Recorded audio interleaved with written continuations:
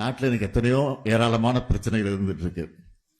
ஒரு பக்கம் மின்வெட்டு பிரச்சனை, இன்னொரு பக்கம் டெல்டா மாவட்டத்தில் விவசாயிகளுக்கு குறித்த நேரத்தில் தண்ணீர் திறந்து விட முடியல அப்படிங்கிற சூழ்நிலை.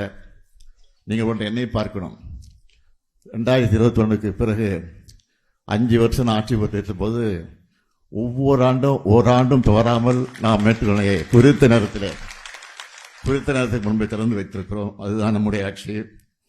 ஆனால் இதையெல்லாம் எடுத்து சொல்லி எதிர்க்கட்சியினுடைய தலைவராக இருக்கக்கூடிய நம்முடைய உதயநிதி அவர்கள் விளக்கமா விரிவா சட்டமன்றத்தில் பேசி இருக்கக்கூடிய சூழ்நிலையெல்லாம் எடுத்து சொல்லி அதன் மூலமாக முதலமைச்சர் அவர்கள் பதில் சொல்ல வேண்டும் என்று கேட்டிருக்கிறார். ஆனால் சட்டமன்றத்தில் முதலமைச்சராக இருக்கக்கூடிய என்ன பதில் சொன்னார்? எங்கே காணோம், உங்க அப்பாவை காணோம், இதை சொல்லி இருக்கிறார். அப்பா அங்க தேடாதீங்க, மக்கள் மனசுல பயந்து இருக்கிறான். அது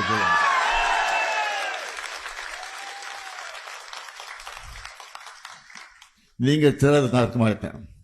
மக்கள் தேர்தல் இடத்துல நிச்சயமா நான் முதல் ஆளா நிற்பேன். சட்டமன்றத்தில் நான் இருந்தாலும் இல்லாவிட்டாலும் இன்னைக்கு நான் மக்கள் மன்றத்தில் இருக்கிறேன் என்பதை மாத்திரம் எனக்கு எடுத்து சொல்கிறேன்.